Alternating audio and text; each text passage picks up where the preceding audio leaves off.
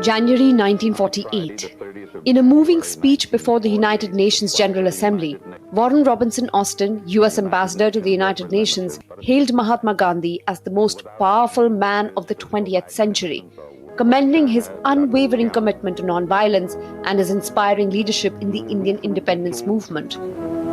It is fitting that we who sit here charged with the grave responsibility of maintaining peace among nations should pay tribute to this great Indian leader who over the years has done so much to bring home to his fellow countrymen the moral and spiritual lessons which are essential for the achievement of world peace and brotherhood. Mahatma Gandhi, a name synonymous with peace and non-violence, led India to independence through a movement that reverberated across the globe. His philosophy of satyagraha or truth force became a potent weapon in the struggle against British colonial rule. The Salt March of 1930, a 240-mile trek from Ahmedabad to Dandi, marked a pivotal moment in Gandhi's campaign. By defying the British salt monopoly, he ignited a wave of civil disobedience across India. The march symbolized the injustice of colonial rule and united people from all walks of life. First coming to grips with the great British Empire. India's national pride rose in revolt. The Quit India movement of 1942 was a more radical phase of the independence struggle. Mahatma Gandhi called for the immediate withdrawal of British forces, urging Indians to do or die for their freedom. The movement was met with brutal repression, including mass arrests and widespread violence, but the spirit of non-violence prevailed.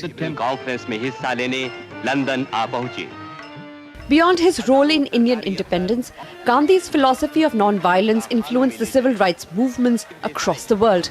In contrast to the violence of many marches, this one is held peacefully. Martin Luther King Jr. was deeply inspired by Gandhi's philosophies and tactics. Demonstrations, and he saw peace in Montgomery.